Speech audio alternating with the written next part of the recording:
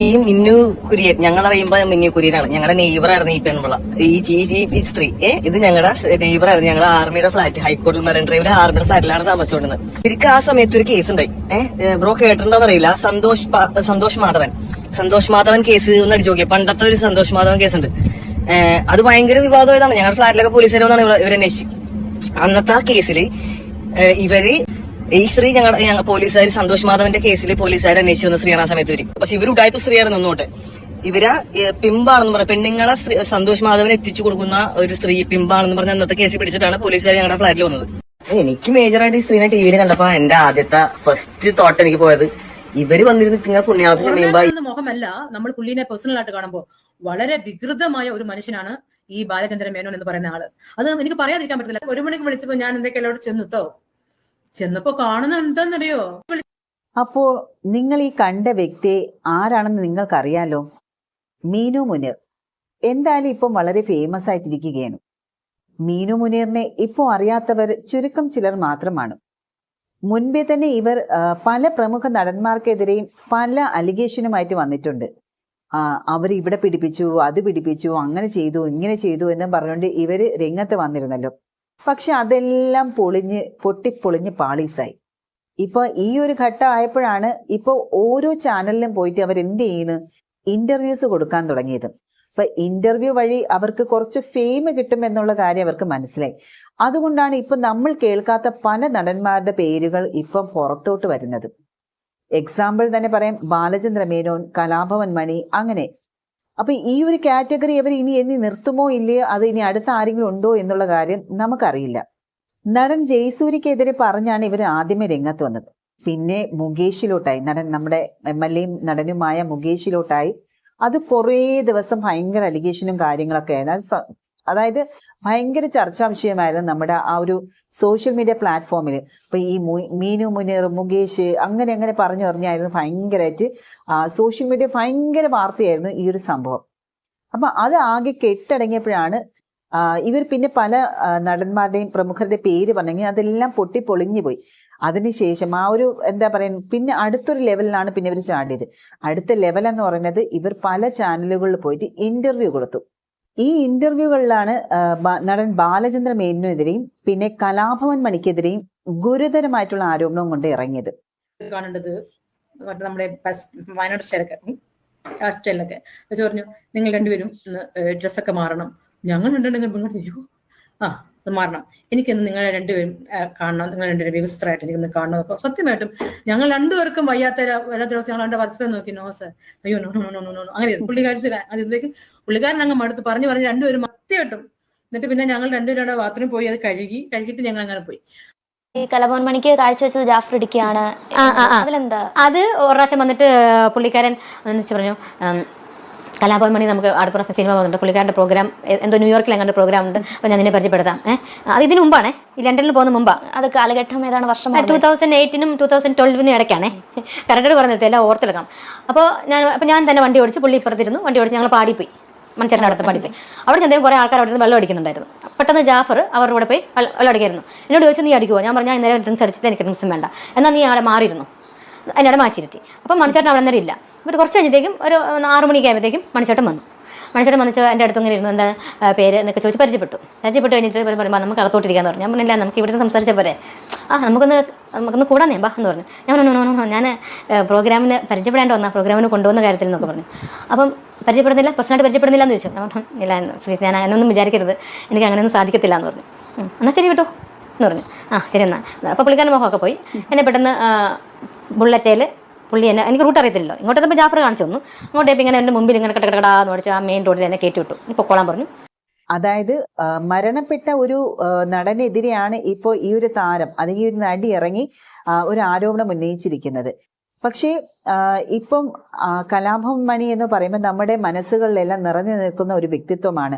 അദ്ദേഹത്തിന്റെ പേര് കേൾക്കുമ്പോൾ തന്നെ നമ്മൾ അദ്ദേഹത്തിന്റെ പാട്ടുകൾ, അദ്ദേഹത്തിന്റെ അഭിനയം, അദ്ദേഹത്തിന്റെ ആ ഒരു എന്താ പറയുന്നത്, നമുക്ക് ആ ഒരു ഭാവമുണ്ട്. നമുക്ക് അദ്ദേഹത്തിനെ ഒരിക്കലും മറക്കാൻ സാധിക്കില്ല. അത്രത്തോളം ജനമനസ്സുകളിൽ ഇറങ്ങിച്ചെന്ന ഒരു വ്യക്തിത്വമാണ് കലാഭവൻ മണി. അപ്പം ആ ഒരു വ്യക്തിയെക്കുറിച്ച് ഈ ഒരു നടി ഇങ്ങനെ പറയുന്നത്, അതും അദ്ദേഹം മരണപ്പെട്ട ഒരു വ്യക്തിയാണ്. അല്ല എന്ന് പറയാൻ അദ്ദേഹത്തിന് ഇപ്പം കഴിയില്ല. അപ്പം അറ്റ്ലീസ്റ്റ് ബാലചന്ദ്ര മേനോനെ കുറിച്ച് പേര് പറഞ്ഞല്ലോ. അപ്പൊ അദ്ദേഹത്തിന് ഈ ഒരു നടിക്കെതിരെ കേസ് കൊടുക്കാനെങ്കിലും സാധിക്കും. പക്ഷേ നടൻ കലാഭവൻ മണിക്കെതിരെ പറഞ്ഞിരിക്കുന്നത് അദ്ദേഹത്തിന് അല്ല എന്ന് പറയാൻ പോലും അദ്ദേഹത്തിന് പറ്റില്ല. പക്ഷെ അപ്പം ആ ഒരു വ്യക്തിക്കെതിരെയാണ് ഈ ഒരു നടി പറയുന്നത്. അതും ഇതിനോടൊപ്പം തന്നെ ജാഫർ ഇടുക്കിയെ കുറിച്ചും ഈ ഒരു നടി പറഞ്ഞിട്ടുണ്ടായിരുന്നു.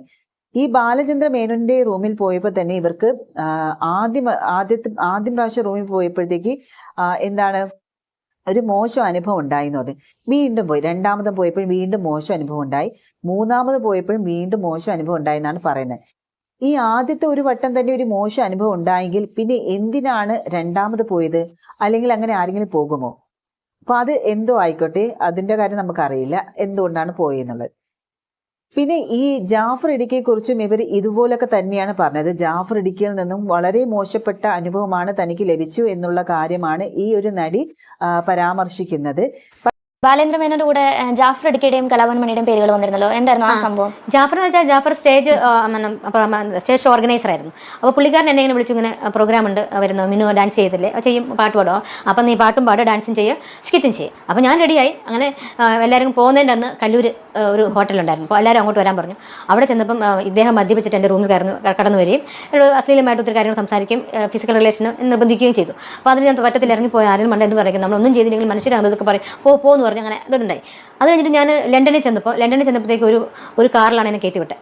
അവിടെ കയറ്റി വിടുന്നത് വലിയൊരു 5 സ്റ്റാർ ഹോട്ടലിൽ കൊണ്ടുവന്നു. അപ്പോൾ എൻ്റെ വിചാരം എല്ലാവരും അടുത്തടുത്ത കാറിൽ വരും, ഒരു സെയിം ഹോട്ടലിൽ തന്നെ താമസിക്കുന്നത്. അപ്പോൾ നല്ല സൂട്ടും കോട്ടും കിട്ടിയ ഒരാൾ സ്പോൺസർ വന്നു. വന്നിട്ട് വൈകുന്നേരം ഞാൻ മിന്നുൻ്റെ കൂടെയാണ് എന്നൊക്കെ പറഞ്ഞു. ഞാൻ പറഞ്ഞു, എന്താ ഇവിടെയോ? നിങ്ങളാരാ? ഞാൻ സ്പോൺസറാണ്. അല്ലെങ്കിൽ ഇപ്പോൾ ഇവിടെ എന്താ? ഞാനൊന്നും ഇവിടെ ജാഫർ പറഞ്ഞില്ലേ? ഞാൻ പറഞ്ഞു, ഇല്ല, ഒന്നും പറഞ്ഞിട്ടില്ല. അവർ എന്നിട്ട് പുള്ളി കഥ കാണിച്ചു. ഞാൻ പറഞ്ഞു, അല്ല ഇതെന്താ പ്ലീസ് തുടങ്ങും. അപ്പോൾ അല്ല മിന്നുനോടൊന്നും പറഞ്ഞില്ല. ഞാൻ പറഞ്ഞു, എനിക്കൊരു താല്പര്യമില്ല കേട്ടോ എന്ന് പറഞ്ഞു. അപ്പോൾ പുള്ളി പറഞ്ഞു, ശരി, ഇതിപ്പോൾ എന്ത് കഷ്ടമായി പോയല്ലോ. അങ്ങനെ കുറേ നേരം നിന്നു. എന്നിട്ട് പുള്ളി പറഞ്ഞു, മിനു, ഞാൻ എൻ്റെ ഭാര്യയോട് കള്ളം പറഞ്ഞിട്ടാണ് വന്നേക്കുന്നത്, ഇന്ന് വരത്തില്ല എന്ന്. ഇനി എനിക്ക് തിരിച്ച് ചെല്ലാനും പറ്റില്ല. മിനു എന്നെ ഒന്ന് സഹായിക്കണം. നിന്നെ ഞാൻ ഒന്നിനും ഞാൻ ബുദ്ധിമുട്ടിക്കത്തില്ല. ഞാൻ ആ സൈഡിൽ നിന്ന് കിടന്ന് ഉറങ്ങുന്നതിൽ വല്ല കുഴപ്പമുണ്ടോ? എനിക്ക് വേറെ തിരിച്ചു പോകാനൊന്നും പറ്റത്തില്ല. അതങ്ങനെ പറഞ്ഞു. അപ്പോൾ ഞാൻ പറഞ്ഞു, ഞാനും യാത്ര ചെയ്ത് വന്നേക്കുന്നതാണ്, എന്നോട് സംസാരിക്കാൻ പോലും പറ്റും ഇല്ലെങ്കിൽ ആ സൈഡിൽ കിടന്ന ഒരു കുഴപ്പമില്ല, എന്നോട് സംസാരിക്കാൻ പറ്റരുത്, എന്നെ ഒന്നും യാതൊരു രീതിയിലും ബുദ്ധിമുട്ടിക്കരുത്. ഇല്ല, സത്യമായിട്ട്. അപ്പോൾ നല്ല ജെന്യൻ മാനായിരുന്നു അയാൾ. അങ്ങോട്ട് തിരിഞ്ഞ് അവിടെ അപ്പം തന്നെ കയറി, ആ സൂട്ടും ഒന്നും ഊരിയില്ല. അങ്ങനെ തന്നെ സൂട്ട് ഇട്ടുകൊണ്ട് എന്താ ഷൂ ഊരിയിട്ടില്ല. അങ്ങനെ തന്നെ പുള്ളി അവിടെ കിടന്നു, ഞാനും കിടന്നുറങ്ങി. പിറ്റേ ദിവസം 3 മണിക്ക് വെളുപ്പിൽ 3 മണി എപ്പോഴും കഴിഞ്ഞിട്ട് ഫോൺ. പക്ഷേ വേറൊരു ട്വിസ്റ്റ് എന്ന് പറഞ്ഞാൽ കലാഭവൻ മണിയുടെ അടുത്ത് പോയത് ജാഫർ ഇടുക്കിയാണ് കൊണ്ടുപോയത് എന്നാണ് ഈ ഒരു നടി പറയുന്നത്. ഇവർക്ക് ഓൾറെഡി അറിയാം ജാഫർ ഇടുക്കി ഒരു മോശപ്പെട്ട വ്യക്തിയാണ്, തന്നെ പീഡിപ്പിക്കാൻ ശ്രമിച്ചു അല്ലെങ്കിൽ പീഡിപ്പിച്ചു, എന്തോ ആയിക്കോട്ടെ. അങ്ങനെയുള്ള ഒരു വ്യക്തിയുടെ കൂടെയാണോ കലാഭവൻ ഒരു നടന്റെ അടുത്ത് പോയി എന്ന് പറയുന്നത്? കറക്റ്റ് പറഞ്ഞിട്ട് എല്ലാം ഓർത്തെടുക്കണം. അപ്പോൾ ഞാൻ തന്നെ വണ്ടി ഓടിച്ച്, പുള്ളി ഇപ്പുറത്തിരുന്നു, വണ്ടി ഓടിച്ച് ഞങ്ങൾ പാടിപ്പോയി, മൺചേട്ടൻ്റെ അടുത്ത് പാടിപ്പോയി. അവിടെ ചെന്നേക്കും കുറേ ആൾക്കാർ അവിടെ നിന്ന് വെള്ളം അടിക്കുന്നുണ്ടായിരുന്നു. പെട്ടെന്ന് ജാഫർ അവരുടെ കൂടെ പോയി വെള്ളം അടിക്കായിരുന്നു. എന്നോട് ചോദിച്ചു, നീ അടിക്കുമോ? ഞാൻ പറഞ്ഞു, ഞാൻ ഇന്നലെ ഡ്രിങ്ക്സ് അടിച്ചിട്ട് എനിക്ക് ഡ്രിങ്ക്സും വേണ്ട, എന്നാൽ നീ അവിടെ മാറിയിരുന്നു. അതിനവിടെ മാറ്റിയിരുത്തി. അപ്പം മണിച്ചേട്ടൻ അവിടെ നേരം ഇല്ല. ഒരു കുറച്ച് കഴിഞ്ഞത്തേക്കും ഒരു 6 മണിക്ക് ആയപ്പോഴത്തേക്കും മണിച്ചേട്ടൻ വന്നു. അതായത് ഈ ജാഫർ ഇടുക്കിയാണ് ഈ ഒരു നടിയെ കലാഭവൻ മണിക്ക് കാഴ്ച വെക്കാൻ കൊണ്ടുപോയത്, പാടിയിലേക്ക് കൊണ്ടുപോയി കാഴ്ച വെക്കാൻ കൊണ്ടുപോയി എന്നാണ് പറയുന്നത്. അല്ല, ഈ പീഡിപ്പിച്ച ആളുടെ കൂടെ തന്നെയാണോ ഇവര് പോകുന്നത്? അത് അത്ര ദഹിക്കാൻ പറ്റുന്നില്ല ആ ഒരു സംഭവം എന്താണെന്ന്. അപ്പൊ സത്യത്തിൽ ഇവരെന്താ ഉദ്ദേശിക്കുന്നത്? ഈ ഇന്റർവ്യൂകളിൽ വന്ന് ഇവർ പറയുന്ന കാര്യങ്ങൾ എന്ന് പറഞ്ഞാൽ ഇവർക്ക് തന്നെ ഒരു ബോധവുമില്ല എന്താണ് ഇവർ വിളിച്ചു പോകുന്നതെന്നുള്ളത്. കാരണം കറക്റ്റായിട്ട് എന്ത് പറയണം എന്നുള്ളത്. എന്തായാലും ഇവരിതൊക്കെ ഒന്ന്, അഥവാ ഒരു ഇന്റർവ്യൂവിന് പോകുന്നെന്ന് വെച്ചോ, ഇതൊക്കെ ഒന്ന് പ്ലാൻ ചെയ്ത് എന്താണ് പറയേണ്ടതെന്നുള്ളത് തലേ ദിവസങ്ങളെ ഒന്ന് ആലോചിച്ചിട്ട് പോയാൽ നമുക്കിങ്ങനെ എന്താ പറയാ, ട്രോളുകളിൽ നിന്നൊക്കെ രക്ഷപ്പെടാൻ പറ്റും. ഇപ്പം നമ്മുടെ ഈ ഒരു സോഷ്യൽ മീഡിയ പ്ലാറ്റ്ഫോം എടുത്താൽ തന്നെ മുഴുവനും ഇവരെ കുറിച്ചുള്ള ട്രോളുകളാണ് നിറഞ്ഞു നിൽക്കുന്നത്. കാരണം പല ഭാഗത്തു നിന്നും ഇവർ ആരെയാണ് പേര് പറയുന്നതെന്ന് ഒരു പിടിയില്ല കേട്ടോ. ഇന്ന് ഇവിടെ പറയണമെങ്കിൽ അത് അടുത്ത ദിവസം വേറൊരു നടനെ, മറ്റൊരു ദിവസം അടുത്ത 3-ാമത്തെ ദിവസം വേറൊരു നടൻ, അങ്ങനെ ഇപ്പൊ നടന്മാർക്ക് ഇരിക്ക പൊറുതിയില്ല. സത്യം പറഞ്ഞാൽ എന്താണ് ഉദ്ദേശം? ആദ്യം ജയസൂര്യയെ കുറിച്ച് പറഞ്ഞു, അത് കുറച്ച് ദിവസം അങ്ങനെ ഒരു അലിഗേഷൻ ആയിരുന്നു.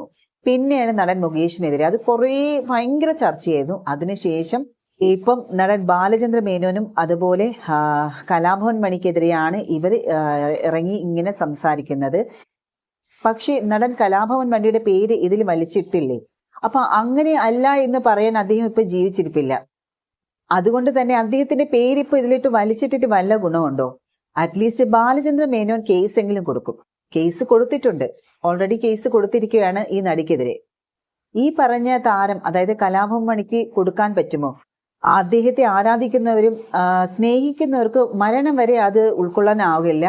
അപ്പൊ ഈ ഒരു വ്യക്തിക്കെതിരെ ഒരു അലിഗേഷൻ കൊണ്ടുവന്നിട്ട് വല്ല കാര്യമുണ്ടോ? മറ്റുള്ളവരെ കുറിച്ച് പറഞ്ഞാൽ അത് തെളിയിക്കാതിരിക്കാനും അല്ലെങ്കിൽ തെളിയിക്കേണ്ട ധാർമ്മിക ഉത്തരവാദിത്വം അവർ ജീവിച്ചിരിക്കുന്നിടത്തോളം കാലം അവർക്കുണ്ട്.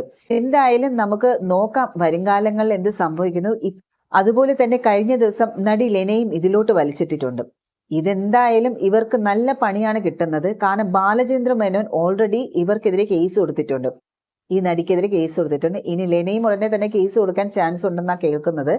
ബാലചന്ദ്ര മേനോൻ എന്തായാലും ഈ ആലുവ സ്വദേശിയായ നടിക്കും അഭിഭാഷകനും എതിരെയുമായിട്ടാണ് പോലീസിനും മുഖ്യമന്ത്രിക്കും പരാതി നൽകിയത്. പിന്നെ DGPക്കും ഒരു പരാതി നൽകിയിട്ടുണ്ട് അദ്ദേഹം. ഈ നടിയുടെ ആരോപണം ഉന്നയിക്കുന്നതിന് മുൻപ് തന്നെ ഈ നടിയുടെ അഡ്വക്കേറ്റ് ഫോണിൽ വിളിച്ച് ഭീഷണിപ്പെടുത്തിയെന്നും പരാതിയിൽ പറയുന്നുണ്ട്. ഫോൺ വിവരങ്ങളടക്കം സമർപ്പിച്ചാണ് DGPക്കും മുഖ്യമന്ത്രിക്കും ബാലചന്ദ്ര മേനോൻ പരാതി നൽകിയിരിക്കുന്നത്. അതായത് എന്താണെന്ന് വെച്ചാൽ 3 ലൈംഗിക ആരോപണങ്ങൾ ഉടൻ വരുമെന്നായിരുന്നു നടിയുടെ അഭിഭാഷകൻ ഫോണിൽ ഭീഷണിപ്പെടുത്തിയത്. അതായത് വേറെ ആരുടെ നമ്പറിലല്ല, അദ്ദേഹത്തിന്റെ വൈഫിന്റെ നമ്പറിലാണ്, ബാലചന്ദ്ര മേനോന്റെ വൈഫിന്റെ നമ്പറിലേക്കാണ് വിളിച്ചത്. അത് സെപ്റ്റംബർ 13 ആ ഒരു കോള് വന്നെന്നാണ് അദ്ദേഹം പറയുന്നത്. ഇതിന്റെ പിറ്റേന്നാണ് നടി എന്ത് ചെയ്ത് സമൂഹ മാധ്യമത്തിൽ തനിക്കെതിരെ ഒരു പോസ്റ്റ് ഇട്ടെന്ന് ബാലചന്ദ്ര മേനോൻ വെളിപ്പെടുത്തിയത്. ഈ പരാതിക്ക് പിന്നാലെ തന്നെ ബാലചന്ദ്ര മേനോനെ ഫോണിൽ ബന്ധപ്പെട്ടെന്ന് സംബന്ധിച്ചുകൊണ്ട് നടിയുടെ അഭിഭാഷകനും അഡ്വക്കേറ്റ് എന്ന് പറയുന്ന സംഗീത് ലൂയിസ് ആണ് അയാൾ രംഗത്തെത്തിയിട്ടുണ്ട്. അപ്പൊ അയാൾ സമ്മതിച്ചിട്ടുണ്ട്. അതായത് ബാലചന്ദ്ര മേനോന് ഫോൺ വിളിച്ച്, അതായത് ഈ ഒരു പരാതി ബാലചന്ദ്ര മേനോൻ പരാതി കൊടുത്തല്ലോ, ആ ഒരു പരാതിക്ക് ശേഷം തന്നെ ഈ നടിയുടെ അഡ്വക്കേറ്റ് ആയ സംഗീത് ലൂയിസ് പറയാണ് ഞാൻ ഫോൺ വിളിച്ചിട്ടുണ്ട് എന്നുള്ള കാര്യം അദ്ദേഹം സമ്മതിച്ച് രംഗത്ത് വന്നിട്ടുണ്ട്. പക്ഷേ അയാൾ ഭീഷണിപ്പെടുത്തി എന്ന് പറയുന്നത് തെറ്റാണെന്നാണ് പറയുന്നത്. അയാൾ ഭീഷണിപ്പെടുത്തിയിട്ടില്ല എന്നാണ് പറഞ്ഞത്. പക്ഷെ ഒരു മുന്നറിയിപ്പ് മാത്രമാണ് കൊടുത്തത്. ഒരു മുന്നറിയിപ്പ് എന്ന നിലയിലാണ് അദ്ദേഹത്തെ ഫോണിൽ വിളിച്ചത്. അതും അദ്ദേഹത്തെ അല്ല വിളിക്കുന്നത്, അദ്ദേഹത്തിന്റെ ഭാര്യയുടെ നമ്പറിലേക്കാണ് വിളിച്ചത് കേട്ടോ. മുന്നറിയിപ്പ് കൊടുക്കുന്നത് ബാലചന്ദ്ര മേനോനെയാണ്. മുന്നറിയിപ്പ് കൊടുക്കാൻ വേണ്ടിയിട്ട് ബാലചന്ദ്ര മേനോന്റെ വൈഫിന്റെ നമ്പറിലേക്ക് വിളിക്കുന്നത്. ഇനി പറഞ്ഞതെന്ന് വെച്ചാൽ 3 നടിമാർ രഹസ്യമൊഴി നൽകുമെന്നുള്ള കാര്യമാണ് അറിയിച്ചതെന്ന്. അതായത് ലൈംഗിക പീഡനം ഉടനെ വരുമെന്നല്ല, 3 നടിമാർ രഹസ്യമൊഴി നൽകുമെന്നുള്ള കാര്യമാണ് ഈ സംഗീത് ലൂയിസ് അദ്ദേഹത്തോട് പറഞ്ഞിരുന്നു. 3 നടിമാർ രഹസ്യമൊഴി നൽകുമെന്നുള്ളത്. ഇതിന് മറുപടിയായിട്ട് അദ്ദേഹം പറയുകയും ചെയ്ത് നിങ്ങൾക്ക് ഇഷ്ടമുള്ളത് ചെയ്യാന്ന് പറഞ്ഞുകൊണ്ട് ബാലചന്ദ്ര മേനോൻ മറുപടിയും കൊടുത്ത്. ഇനി അദ്ദേഹത്തെ ഭീഷണിപ്പെടുത്തിയിട്ടില്ല എന്നും പണം ആവശ്യപ്പെട്ടിട്ടില്ല എന്ന് സംഗീത് ലൂയിസ് വ്യക്തമാക്കി പറയുന്നുണ്ട്. പക്ഷേ ബാലചന്ദ്ര മേനോൻ പറയുന്നത് എന്താണ്? പക്ഷെ അദ്ദേഹം കൃത്യമായ എവിഡൻസോട് കൂടിയാണ് പരാതി കൊടുത്തിരിക്കുന്നത്. അപ്പൊ ഇനി എന്തായാലും അതിന്റെ കറക്റ്റ് ആയിട്ടുള്ള വിശകലനം പോലീസുകാർ അത് കണ്ടുപിടിക്കും, ആരുടെ ഭാഗത്താണ് തെറ്റെന്നുള്ളത്. നമുക്ക് ഓൾറെഡി ഏകദേശം മലയാളികൾക്ക് മനസ്സിലാകുന്നുണ്ട് എന്തായിരിക്കും ഇതിന്റെ മോട്ടീവ് എന്നുള്ളത്.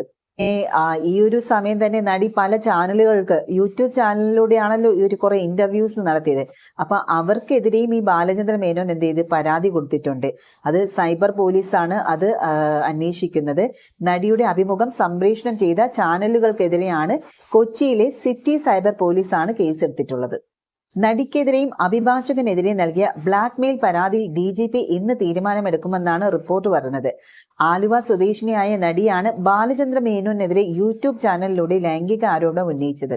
പിന്നാലെ തന്നെ ബാലചന്ദ്ര മേനോൻ യൂട്യൂബ് ചാനലുകൾക്കെതിരെയും പരാതി നൽകുകയായിരുന്നു. ലൈംഗികത പ്രകടമാക്കുന്ന ഉള്ളടക്കം പ്രചരിപ്പിച്ചതിന് സൈബർ പോലീസ് IT ആക്ട് പ്രകാരമാണ് കേസെടുത്തത്. നടിയുടെ അഭിഭാഷകനെതിരെയും ബാലചന്ദ്ര മേനോൻ കഴിഞ്ഞ ദിവസം DGPക്ക് പരാതി നൽകിയിരുന്നു. ബ്ലാക്ക്മെയിൽ ചെയ്തെന്നാണ് പരാതിയിൽ പറയുന്നത്. സെപ്റ്റംബർ 13 ഭാര്യയുടെ ഫോൺ നമ്പറിലായിരുന്നു കോൾ വന്നത്. അടുത്ത ദിവസം നടി സമൂഹ മാധ്യമങ്ങളിൽ ഇക്കാര്യം സൂചിപ്പിച്ചുകൊണ്ട് ഒരു പോസ്റ്റും ഇട്ടു. എന്താണ് പോസ്റ്റ് എന്നറിയുമോ? കമ്മിങ് സൂൺ എന്നായിരുന്നു ആ പോസ്റ്റ്. ബാലചന്ദ്ര മേനോന്റെ ഫോട്ടോ ഒക്കെ ഇട്ടിട്ട് കമ്മിങ് സൂൺ എന്നുള്ളൊരു പോസ്റ്റാണ് ഈ ഒരു നടി ഇട്ടത്.